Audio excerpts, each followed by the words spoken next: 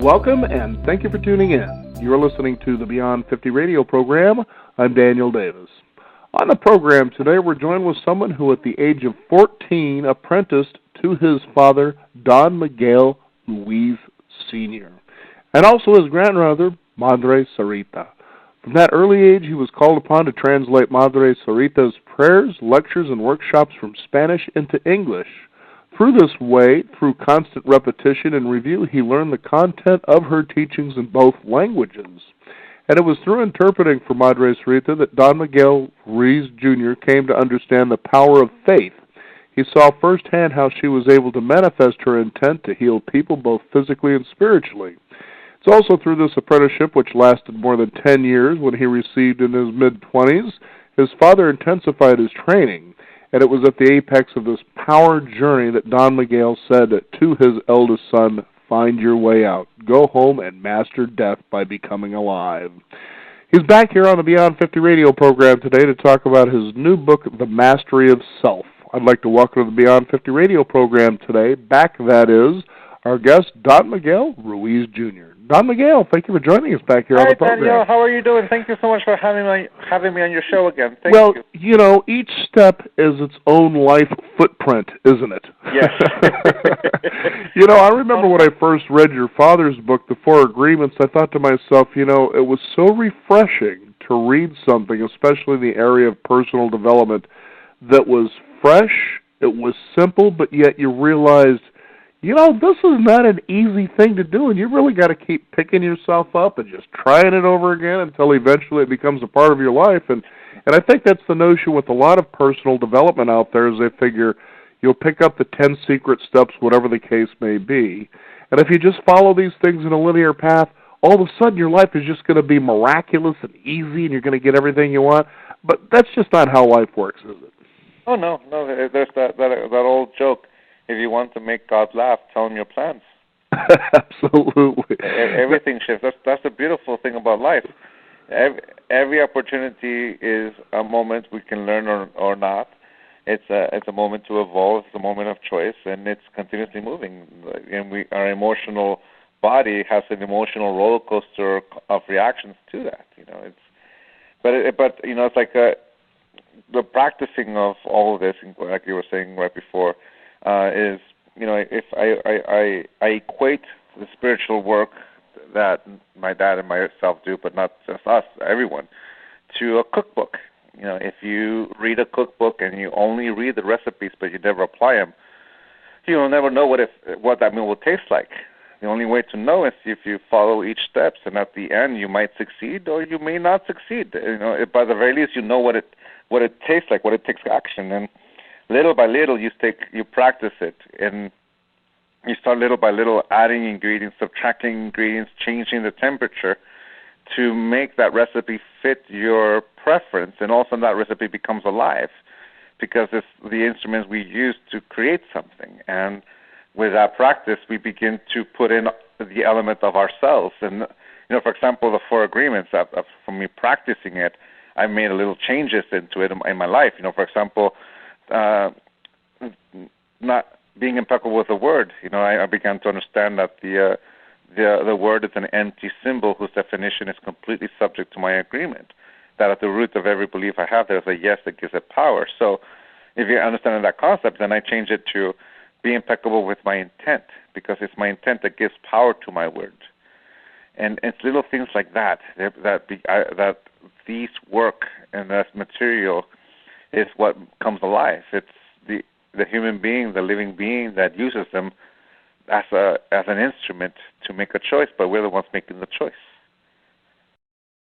Now, I'm sure that as you have traveled around the world and you have conducted workshops and you've certainly fielded your share of questions, have you noticed that people, they tend to wonder, I guess, what the authentic self is? Is this something that maybe perhaps in Toltec that you're referring to as soul? Yeah. You can call it intent, you can call it life, you can call it the energy that animates this body. It's what the Nawal is. The Nawal in our tradition, the Toltec tradition, has three definitions, at least that we use in our family. One is a spiritual teacher, two, a spiritual guide, but three, and the one we really use is that is the energy that gives that moves the panal, or you can say the energy that gives life to this body. It's exactly the same like the law of physics that says, in order for an object to move, there needs to be a force that moves that object. Well, my body is that object, and the force that moves this body is the Nawal, or the authentic self, the energy, intent, spirit, soul, life, God, whatever it is our tradition has taught us it is, that's what I am. The authentic self is just a name to describe this living being. And what I mean by this living being is not necessarily this body or this mind, because this energy gives life to both, which is I am the whole. Now, when it comes to spiritual mastery, there's going to certainly be some pitfalls along the way, but if you don't have a spiritual guide, what is the best way for a person to begin to embark on this path? Well, for me, it's having a moment of clarity, an aha moment. And it's like a drug addict or alcoholic that becomes aware of their truth and the consequences of their choices. And in that moment of clarity, they have a choice that can either continue to believe what they're, to drink, or to let go of it. It's like the expression, a moment of clarity without any action is just a thought that passes in the wind. But a moment of clarity followed by action becomes a pivotal moment in our life. And that's the thing, is that in that moment in our life where we become aware of a truth. For example, how we've used our own word to go against us for all these times that we keep believing conditions, especially conditional love, that we give it power by continuing to believe it. We have a moment of clarity and we decide, you know what, I want to let go of it. So to me, that's where a lot of these personal spiritual journeys begin. What do I want to do with my life? And the answer is what starts it. Well, I want to live with my personal freedom. I want to enjoy being me. I want to enjoy life. I want to love unconditionally. And those are the directions we want to go to, and taking that step towards that is the key, whether we do it with a teacher, whether we do it with ourselves. To me, we can do it through our breath. When we take a breath, I know I'm alive. I'm a living being. At this very moment, I am the sum of every choice I've ever made. But at the same time, I'm the youngest I will ever be. I have my whole life ahead of me. How do I want to live it? And that answer is exactly the path of our spirituality. And not just spirituality, self-help or self-improvement, whatever words we want to use. Theodore Roosevelt used the word self-improvement, and he called it for that. Years later, he said spiritual path. It simply is that moment where we decide to change the direction of our life and use this intent that animates this body, that animates this mind, to manifest the life we want to live. Instead of some future world, we begin to create it at this very moment. I think what you're saying is very direct in a sense as you were describing it. I thought to myself, when people embark on personal development, when they decide, I really don't think I like the direction my life is, I don't like where I'm at, I think it's necessary for me to pick up that next book or attend that next seminar, perhaps weekend retreat, to find out who I am. You kind of wonder sometimes about the motivations they have. Who gave them the idea that who they are was less than what they should be? And, it's so prevalent, especially here in America through advertising and marketing, that they always tend to send out a message that makes us feel like somehow we lack something. And I know that your father, as well as you, have learned that you come into this world as soul. You have everything you will ever need to be anything you want to be. So the idea or the illusion of less than or lack, that's one of those dreams, those fogs that people find themselves in. And I like what you said here, especially in your chapter, which was it was multiple masks in shape-shifting. And I'm simply going to read a quick little sentence here. In the dream of the planet, most people you encounter are intoxicated to some degree, and as a result, they can't see through the smoke and fog. Consequently, they project onto you the image or identity they want to see rather than what is actually there. That being said, how often do parents do that with their children? Oh, very often.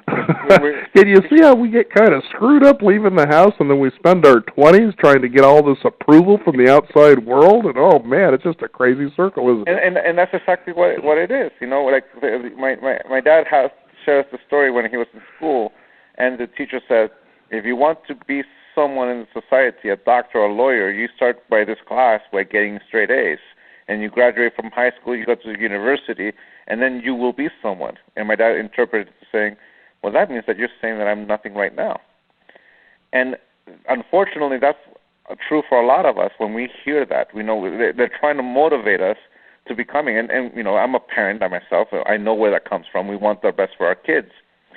But sometimes the motivator that we share is the same motivator they used on us, which is don't accept who you are at this very moment. Always strive to do something better, to something, you know, this or this or that.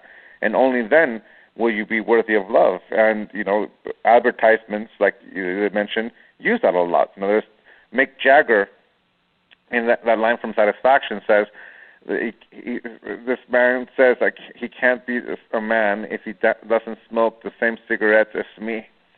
I can't get no satisfaction. Basically, we're taught, not just in our families to live up to this image, but in society to live up to this image. We're constantly being told that, like you said, and it's only true because we continue to believe it. You know, imagine how many businesses would go out of business if we accepted ourselves just the way we are. You know, it's this thing that allows us to control the will of another individual. The best way to make someone control their will is for that person to give permission to someone to control them. And the way someone gives them permission is to make them doubt themselves, to make them doubt their own capacity to make a choice, to make them doubt to say yes and no. And is one of those things is to say that you are not acceptable until you achieve this image. Until then, learn to reject yourself, and woe to those who accept themselves just the way they are, because they're, you know, there's a punishment. We judge ourselves for being, well, whatever, narcissistic, whatever, but it has nothing to do with that. It's about the willingness to see that we are alive. That's what makes us perfect. We are living beings. You know, perfection is something that is free of any flaw. Well, here's the thing. We define what a flaw is. Just like a word is an empty symbol, we define what a flaw is with an agreement. So with that in mind, who we are, what we are living beings. We are the truth. Like you said, we are born with what we need from the very beginning to live. And we were born with a mind that can learn. We are born with a body that can manifest. And when the two talk to one another, we can create the most beautiful things. So it starts with that awareness that we are alive, and we are the sum of every choice we've ever made, and we are also the youngest we will ever be. How do we want to live life? Well, I go once again to that because it really is the truth. It's in no one else's hands but our own. And someone taught us this, and the way to let go of it is to no longer believe it. To no longer believe that in order to be worthy of love, we have to be an image that's not us. So from that point of view, personal development simply is living. Every action, every choice we make allows us to evolve, to learn, to experience our own success as much as our own failure. And from our own failures, we can learn so much. And the willingness to stand up after we fall teaches us even more about ourselves. The ability to cross thresholds that our mind says we couldn't cross, and we cross them, there we go. And to me, that's the beauty. You know, I think you're absolutely right, because as you step on that path, whatever it may be, you know, you find yourself finding, you know, lots of changes in your life, I think. You say, well, you know, there's something about that I just simply don't like, so I'm going to go this direction.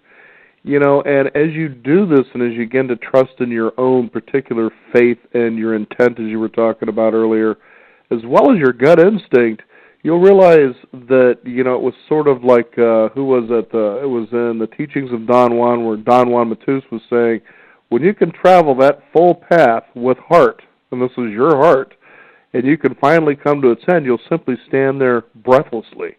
And I'll never forget when I read that passage, in the teachings of Don Juan, I thought, you know what? And that was the time I finally, and I love my family dearly, but I broke away from them.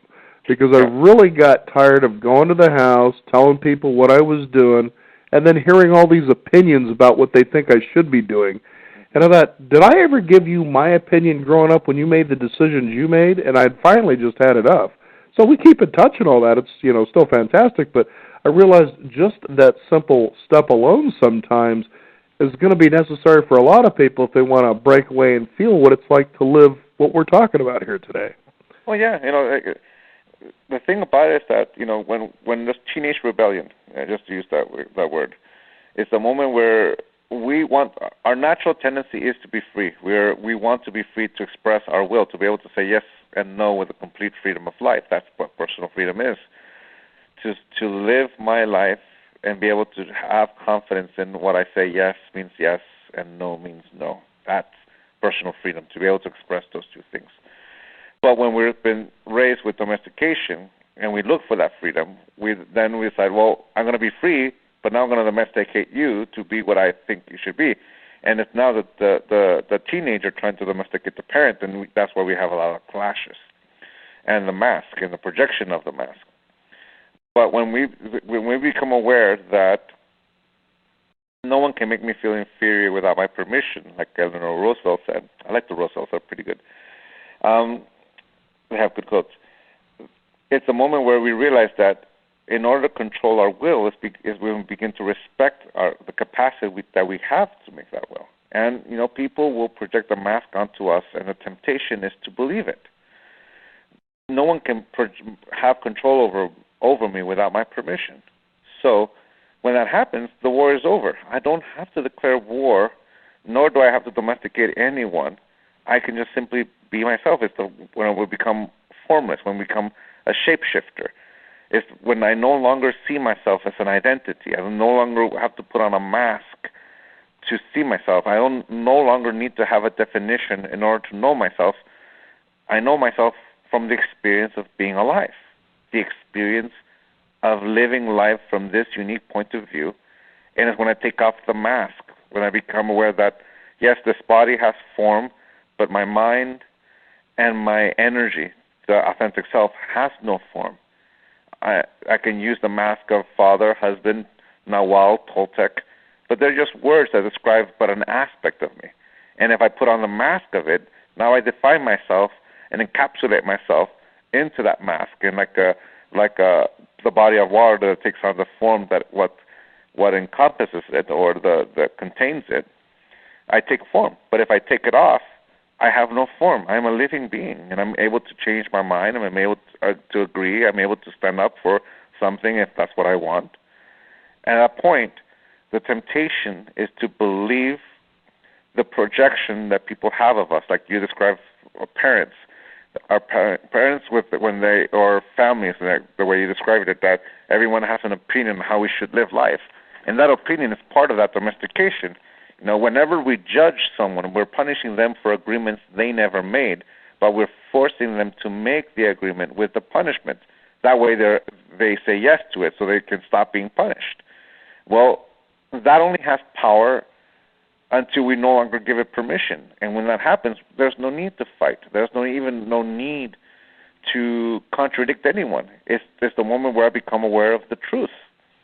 I only control to the tips of my own fingers. I don't control anything beyond that. I don't control your will, nor my wife's, nor the people in my family. They control it themselves. And whatever projection they have of me, that's their projection, and I don't control it. But I respect their capacity to project it, just as I respect myself in a capacity not to put on that mask, not to believe it. And little by little, they will see me for who I am, if they want to see me. At that point, the personal freedom I have is to stop waging the war. I don't have to fight for them to see me. All I have to do is live. And with that, the temptation to put on the mask that we use to domesticate ourselves or to condition ourselves, no longer have meaning. They're just words, because the one condition that the Dream of the Planet has, or you can say society has, is I need to know who you are in order for your word to mean something. Well, what happens when I take off the mask, but my word still means something, because the energy I use to move my arms, to move my legs, is the same energy I use to create a thought. And at the root of every belief I have, there's a yes that gives it power. And I am the source of that power. I am that authentic self. I am that Nahual. I am life. Whatever our tradition calls it, that's what I am. Even that, you can already hear the mask. That energy, we can give it the name authentic self, Nahual, spirit, soul, higher self, life. But they're all masks that tries to explain this thing that has no form. And according to whatever language we've learned, we get an aha moment. I say authentic self, and we're like, what does that mean? I say Nahual, what does that mean? I call it spirit. Oh, I get it. And that's the important part. We use language. We use the symbols so someone else can understand how we dream, how we perceive. It's that bridge that allows us to share with one another the experience of life. But it's just an instrument that allows us to create a bond. Now, as you were saying that, I was remembering a part in your book where, and again, I'm reading from your book, The Mastery of Self. As a master of self, you know avoiding all conflict is impossible. So when conflicts arise, your job is to look within, see what is true for you in the moment, and find a way to honor your own beliefs while simultaneously respecting the choices and beliefs of others. Mm-hmm. And I remember when I read that, I was thinking back to the 1980s when I first picked up the book Sun Tzu and the Art of War. And it was funny what was happening then, because Wall Streeters and people in banking in the financial industry were just touting this around as the book you just had to have, you know. Yeah. And I'll never forget, there was one particular thing Sun Tzu said, and it took me years, and it seemed like only a year ago I finally go, oh, I see. And that was, he says, to know your enemy is to know yourself. You will fight many battles throughout your lifetime with no real danger. Yep. That's exactly what you're saying here. Yep, exactly. It's exactly it. You know, there's so many battles out there that, you know, but in reality we all reflect in ourselves. You know, that image of a good example of standing up for yourself and creating change is the Freedom Riders in the 1960s. And before they did the sit-ins and Woolworths and all that kind of thing down in the South, they took several months to practice the mastery of not taking it personal. You know, the Gandhi's passive aggressive, well, not a passive aggressiveness, pacifist revolution. You know, it took them a long time, and they had to go through all the emotional reactions, all the anger, all that, in order for that to have the discipline. And in having that discipline, the discipline of respect, they go to those counters and they do a live protest and to create a change, a battle. But in reality, they're not battling. They're just letting the energy flow. And of course, they take abuse. There people are shouting at them. There are people kicking them. There's physicality. And once they remove all of them, there's 5 more ready to take the next seat. That takes an incredible amount of discipline. Now, I had a teacher teach me this beautiful lesson, which is the key to enlightenment is effort. Now, discipline is remembering to apply that effort every day. So in learning there will be conflicts in the world that are present, and the only thing you have to do is to respect yourself. That's an example, because without showing that humanity, that level of respect is what changed the whole course of the civil rights movement. And it took people saw it. The Kennedys saw what was happening, so they saw compassion. It changed their mind, because before they weren't for it. Now they changed it. Then Lyndon B. Johnson did it, and there's that law, the civil rights that we have, which we're grateful for. But it came from not from a fight, not from an actual hand-to-hand revolution. It came from the lessons of Gandhi that Martin Luther King learned and the Freedom Riders learned. Any martial artist master will tell you that it requires an incredible amount of discipline to use a fist to defend yourself, but not become the tyrant. Because that's what we're used to. We're used to fighting a battle by becoming the tyrant because we think that the only way to assert ourselves is through anger, through hate. But in reality, anger is just a form of mistrust of ourselves because we think that the only way we can assert ourselves is to have the power of anger. But it's really just a crutch. It means nothing because you really don't trust your own instinct. You can change the world by saying no in the most wonderful, peaceful way, just as much as you say yes.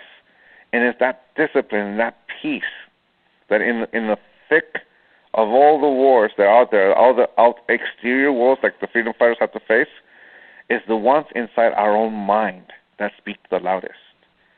Those judgments that we have in our own mind that says, I'm not worthy of my own love. Look at the way I look. I'm old. I'm fat. I'm losing my hair, this, and that, and how can anyone love me if I look at the way?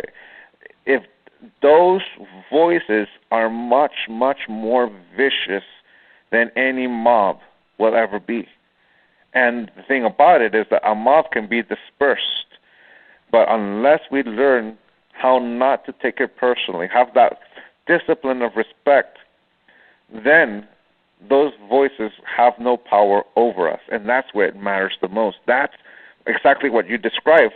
The battles we have only don't really exist, and it's because a belief doesn't really exist. It only exists while we say yes to it, and the moment we change our mind and say no to it, it ceases to exist, which means all those loud voices in our own mind, being the tyrants in our own heads, only have power because we keep saying yes to them, by agreeing with them. And the moment we no longer agree, which is the moment we respect ourselves, not to take it personally, is when they cease to exist, and peace comes. As you were describing the Civil Rights Movement, I couldn't help but think about now the late Muhammad Ali. Yep. Dadgummit, man, here was a guy that lived exactly what you're talking about here. Mhm. Yeah. and as I watch it, he stood up for what is believed. He didn't fight. He's a man who's known for boxing in the ring, but if you see him, he really was a pacifist in the end. There's a difference between the craft of boxing and actual real fighting, real war. And in that one, he had a discipline, and he said no, and he was willing to risk everything for it because his experience of Jim Crow South. But here's the beautiful part. After he got the Supreme Court decision, he was being interviewed, and he said, "I bear no ill will to all those people who did and said all those things. I don't bear any ill will to those people who took away my title, that banned me, and all that kind of thing, because they're doing what they think is right. And, of course, I'm doing what I think is right." And he said, if I were to criticize him, then I'm going to be a hypocrite because I would be falling into that whole thing. I'd be falling into that same judgment. And here's the thing. I see it from their point of view, and I understand it from their point of view. And luckily, I won because I was right. I took a stand, and I don't believe in war. And it's an incredible amount of discipline and humility to do that. It's just like after all those years, 3 years, they really went after you to take away everything. And at the end, you're like, well, I understand where they come from, so I can't blame them from doing it because they were fighting for what they thought was right. Luckily for me, I was also right as well, and that's for me why he was the greatest. He showed us all what asserting your will looks like, but at the same time showing compassion and seeing it from someone else's point of view. And to me, that's what creates peace. I remember too, speaking about the late great Muhammad Ali, is there was a time where he was on a program, and I mean, I grew up in the 1970s. Muhammad Ali was bigger than life, and we all just loved him. And I remember that he was being interviewed. And this was during the time that he was actually, I guess for lack of a better word, being punished by the United States for allegedly dodging the draft or finding his way away from it through the Nation of Islam. But so here he is sitting on television. He's, on television. Then, of course, the journalists are in a separate room, and David Susskind started just drilling Muhammad Ali about who he thought he was. You're just sort of nobody. You're this, you're that, you're the other. And it was interesting to read in your book about the transformative power of listening.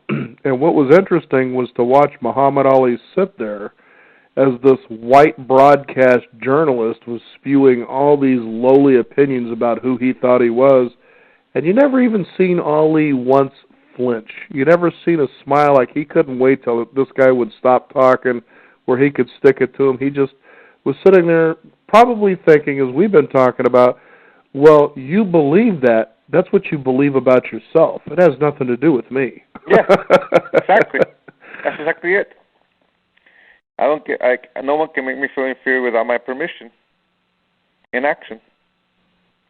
Now, I'm kind of wondering now when it comes to this, that when a person feels that they're beginning to wake up from the dream that a lot of us seem to be in, and as I've said on the program before, look, humans by nature are herd creatures like horses, although we've got enough independence that we can survive on our own very, very well away from the herd, but if they decide to, or they do this, which is to wake up from the dream, can they find that it would be unsettling to the point that they might feel a little unbalanced in society or separate from society? And if so, what do they do about that? Well, I've actually seen that. I know exactly what you're talking about because I've seen people disconnect and then that's where they fail. Like a lot of times people go on a personal journey, and this whole thing is exactly that. The spiritual work is a personal journey because it's an inward journey. We're healing our own wounds. And at the end, there comes, now what? It's like the image of the graduate at the end of the movie where he's in love with Elaine. He goes to the church to stop it. He's screaming at the top of his lung at the wedding ceremony. He's like, "Oh no, dear God, no!" And he's tapping, Elaine, and she looks back and goes, and she looks at all the people saying all these nasty things to him, Dustin Hoffman. And she screams out his name, and they both have a connection, like they both want each other. And then he goes down, goes to her, she goes down to him. Mrs. Robinson is stopping her. All the father and the groom are stopping him, battling him, and they're all fighting to come together. They somehow manage to get together. He uses the flag to close the doors, and they're both running down the hillside. She in her wedding dress, him in his street clothes, get into the bus, go to the back of the bus. They're both looking back. They're both laughing, going, that was wonderful. We're free from that. And then slowly they go silent, and the bus is moving forward, and they're looking forward, but they're both in silence. Once in a while she looks at him, and he never really looks at her, and they're both going, now what? Well, spirituality sometimes is like that. We reach a point where like, now what? And here's the thing: we don't live isolated in a monastery. We don't live isolated in an ashram. We don't live by ourselves in a hill. We live in this everyday life. We engage the people in our world. And there's the image in the book that I use to describe this. It's like, imagine you're the only sober person in a party where everyone is drunk. There's the people who've nursed their glass of wine for the last 4 hours, and they sip it here and there, but they're still holding a glass of wine. And then next to them, there's a person who is in their third bottle of wine, and they're blacked out, but they're still functional. And everyone you interact is between the two.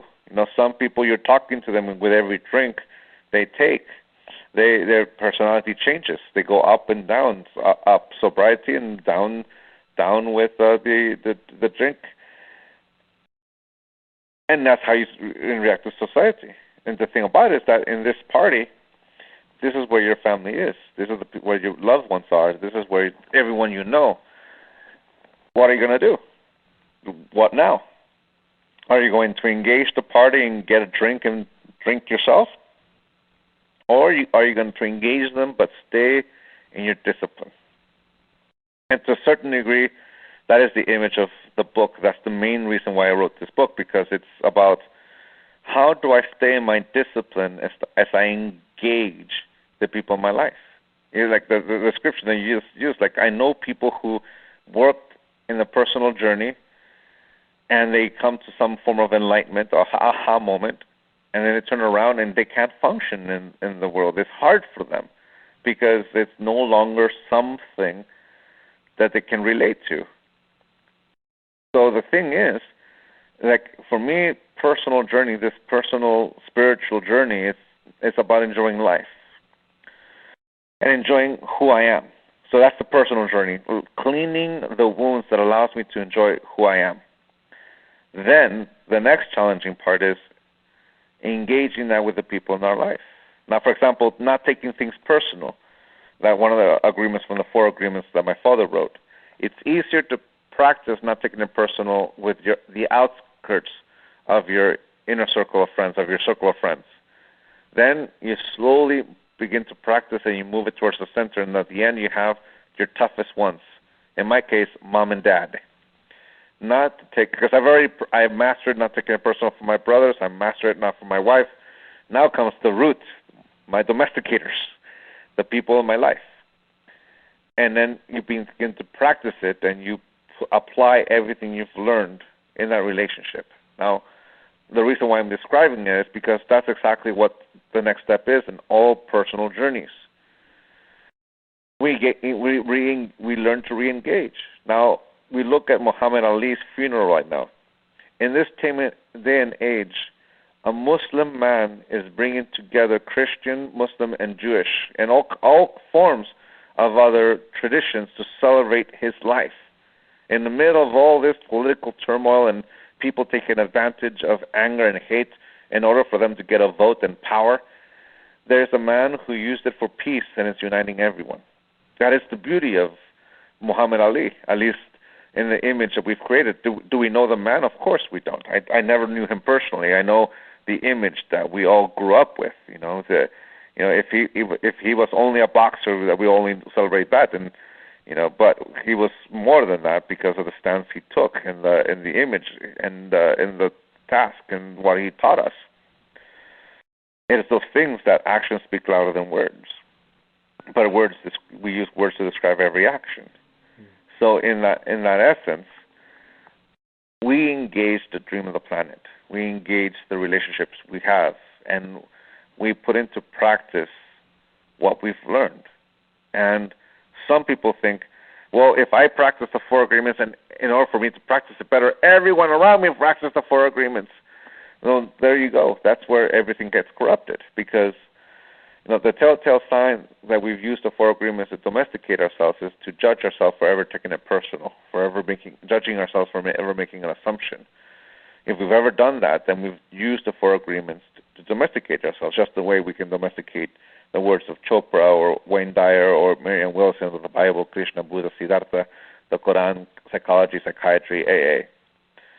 And then we share that. So we distort them and we turn them into the 4 conditions of our personal freedom. And now we're domesticating everyone around us. The way we break that cycle is to respect everyone's free will. Some people resonate with Chopra, some people resonate with Ruiz, some people resonate with Castañeda, some people resonate with Buddha, some people resonate with Muhammad, some people resonate with psychiatry, psychology, some people resonate with AA, and whatever is out there. Humanity has created all these beautiful instruments that allows us to let go of conditional love and embrace unconditional love, and to use it as an instrument.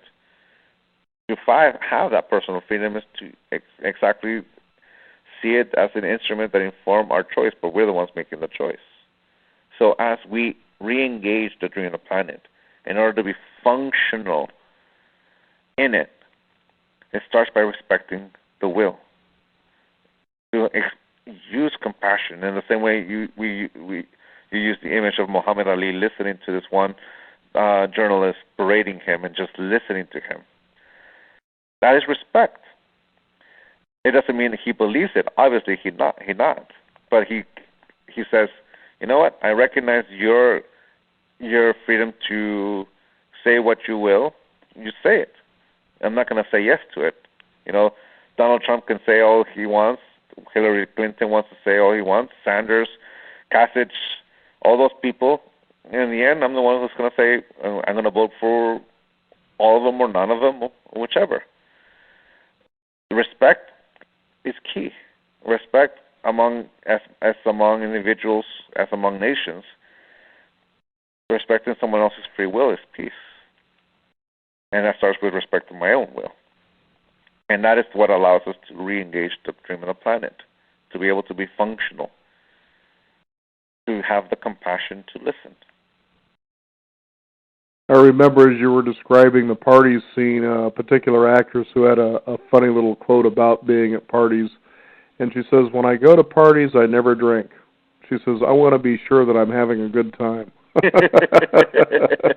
And isn't that so true when you go to a party, how often people will offer you a drink, and how you can almost feel that subtle energy when you say something like, sure, I'll take a club soda, how about a glass of ice water?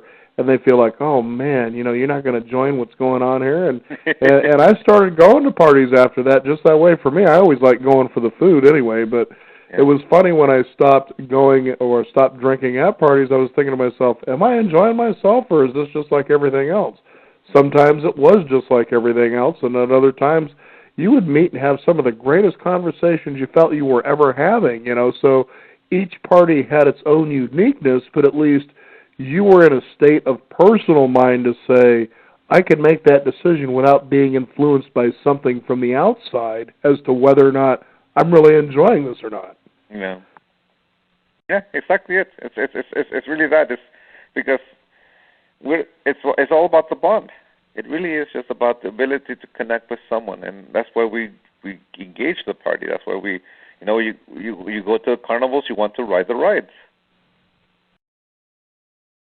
Now, is there a website, Don Miguel, that people can find out more about the mastery of self and other things that you're doing?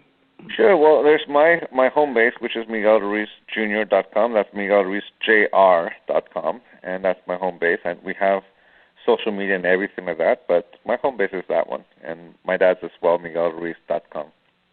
There's another interesting thing I think we should briefly cover, real briefly, but that is social media. This need for all of us to reach out for approval, and for instance, Facebook, which I barely use outside of trying to maybe from time to time talk with my son, because I can never get him to answer his own phone, but I can do an instant message on Facebook, and there we are, we're right there. But it's funny when people will post things, and then all the little oohs and ahs, it's like being on a game show. And I just can't stand that. It's just me, but it's funny. You know, we really need this to basically, you know, validate who we are. Well, it's an interesting. It's a new way to be social. It's something new for all of us. But I'll tell you something. I had it by my sister-in-law. She's a cook, and she was going to try to get a book published for cooking. So she talked to my dad's publisher, and out of courtesy to my father, she listened to her. And the publisher said to my sister-in-law, you know, here's the thing. It's a good book, but, you know, you still need the following. Nowadays, a lot of publishers publish an author based on how many likes they get. Depending on how many followers they have in social media. If they don't have enough followers, they won't publish the book. If they have a strong presence, then they will. It becomes this instrument because they know right then and there that there is a following, that there's a market. It's still reflecting life it is now, because back then, like in the 50, 60 years ago, there was no way to really tell. You have to do polls and all that kind of thing, and then, you know, you launch a book and you put all this advertising and it'll launch. The success to my dad's book, The Four Agreements, was not like that. It was word of mouth. So a lot of publishers see social media as this great word of mouth type of thing, and it's the balance of learning. Now, there's the element of professional, which is what I just described to you, and then there's the personal.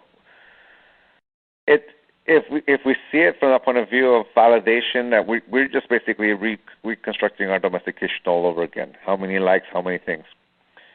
But if we see it as an instrument that allows us to reconnect with our friends from elementary school, junior high, high school, the people we never thought we'd ever have connection with, it's a totally different thing. Sometimes I see the social media as the news that really matters to me, because this is the way I find out if a family member died, if a family member went to the hospital, if a new family member came into the family, a new baby, a new wedding. I see it in that way, and I'm very active because it's part of the gig, and with my family, I like doing that, but it's like anything. If we're so attached to our domestication, and the only way to validate ourselves is through someone else's approval, then social media is just another channel by which our domestication can rage, and it depends on how many likes we get. But if you shift your perception and see it like just another instrument to interact with family members, and in my case, readers, then it helps. It can cut both ways, and that's the beautiful thing. But it always comes down to the individual, and this is where what you say is pivotal. If I'm domesticating myself, that the only way to accept myself is how many likes I get, then this thing is just reinforcing it. It's this feeder that's going to amplify it even more. If you let go of your domestication, it's just this instrument to share, then it doesn't matter how many likes you get or not. You're like, yeah, I want to share this, I want to share that. Music, photos, things like that. Then it's a totally different thing. And it's this vehicle by which I'm able to connect with people. And that's life. It's just social media it's just an amplifier. Well, the nice thing about social media and the turn of technology is that it allows all of us to be in the light and, really share who we are. And, before, when it came to television, radio, and newsprint, somebody was shaping what was being fed to us, but now we get to decide not only what we want to participate in, but we also get a chance to be the people who create as well. And I think that's actually been one of the better things that has evolved from all of this. What are your thoughts on that? Well, my thoughts on this is like it's a reflection of what just happened with me, for example. This is my third book being released. Now, the first two books we used a PR agent, and that's what you described. It's exactly what a PR agent does. They grab an image and they tell us what to do with that, whatever. And my PR person was a wonderful person, and she was phenomenal. She is wonderful. The difference between those first two books and this book is that we didn't use a PR person this time. It was solely on social media. And the thing about social media is that it's exactly what word of mouth is. People will interact more and engage something when word of mouth is there. It's what when something goes viral. It's basically it's word of mouth being shared. This is what I like. Ultimately, that's more powerful than any PR, because it's not a professional modeling the image. It is people sharing, I like this. No, I don't like this. And that's different. And that's, we've just watching it now. Now, of course, Facebook now charges people, so Facebook has a way to prevent something from going viral. You have to pay for it to go viral. But then there's the case of my dad that posts something and they stop it. Like after a thing, like they'll stop you from having a like, and unless you can have to pay in order to open it up. Good old Mark. I guess being a billionaire just isn't enough for him, is it? Yeah, exactly. Well, it's the dream of the planet. It's the way they dreams, but it's not personal. That's the way they needed to make money, and that's the way they found out. Because I remember when the IPO came out, people were saying, "How is that going to make money? How does Facebook make money?" Now they know. Now they have the formula. Now they do it. They have shareholders they have to respond to. If they don't do it, there's a consequence. That's, once again, the example of Muhammad Ali all over again, right there, listening. But it is the thing that it's just the reality that we live in life. It's the new medium, and the beautiful thing about social media is that it is word of mouth. And as an author, for myself, for example, I answer people on Instagram. I haven't gone into my Facebook in a while because it's been overwhelming. I need to be. I've been on tour, and I need a good 2 hours in order to go in there and be able to answer. But on Instagram, it's been fast. And Twitter is also fast. It's like, oh, boom, boom. It's just a nice response. And it's what it is. It's the new world, and like you said, it can either be packaged, rebranded, or you can just be yourself and let it all out. And for example, this interview, it's not prepackaged. We're being completely honest, and here we are. Absolutely. I wouldn't have it any other way. Yeah. And I even had my own little journey as I started embarking in broadcasting, what's going on, 16 years now. And it's interesting what my thoughts were about this. It was something I always wanted to do, but more like spinning records and, just talking on the air like the disc jockeys of the 1970s. And I would have never thought of doing this kind of radio as I've been doing actually for, 15 plus years. Mm-hmm. And I found, this is what I'm supposed to be doing, engaging with people like you and sharing some really cool stuff out there that I think would inspire people. And it's really interesting because I always thought that you had to go through and get a college degree and there were all these loops and jumps and all. Yeah, that's probably true if you want to be somebody on the Today Show. Yep. But is that really where you want to go? And I didn't. I just found that there was this natural knack that I kept running into people that people wouldn't know. It wasn't like they were celebrities or anything. And I'd talk with them and think, this is somebody who's fascinating that the world should know about. Yeah. And it was just applying that into this. And I would have never thought as I started embarking on this, my first job, if you will, was with the PBS network in Portland, Oregon, OPB. And here I was with all the heavy hitters that I was seeing on national television. And I thought, well, I guess I deserve to be here, so why not make it count? Yeah, exactly. I've given you the opportunity, and we take it. That's right. Fascinating stuff. And, like I said, I really love the work that you and your father have done because of its simplicity. People can pick this up, they can start with it, and they realize, well, this is going to take effort and work. But then again, get back to yourself, your soul self. When we got away from it as children into our adulthood, think of how long it took you to get there. It's going to take a little bit of work, but boy, isn't it certainly worth doing. Oh, it is. It's totally worth it. It's worth it because it allows us to enjoy life. It's really down to that. It's like, do I hold on to these things that limit me, or am I going to let it go and be able to see what I can do? And what else can I do? And always seeing the strength that I have, and crossing thresholds that my mind says I couldn't, and crossing it with so much awareness. It's a beautiful feeling. It certainly is, and I know that we also like to post our interviews on YouTube, and so that is a fascinating platform because you get to see some really interesting things. For instance, how well do the people who go to our channel really like what we're doing? So I decided to pop this up real quick, and this is lifetime. This goes back to 2009. We've had 8,000 likes against 500 dislikes. That's pretty good. So these are people, most of them we don't even know, and we're approaching 10,000 subscribers. So somebody out there likes what we're doing. Yay, so I guess we'll just keep doing it. Yay! And I don't have to buy those likes. No, and you don't. That's the beautiful thing about it. It's out there. I used to be in college radio, and I remember you had to go through all those hoops and loops. And nowadays, college radio is struggling because now people can do what you're doing, which is you go to YouTube, you go to MySpace, you go to anything, podcasts, iTunes, whatever, and there you are. And it's about, it's about being you and sharing that. And if it's about fame and fortune for you, then you might want to find something else to do.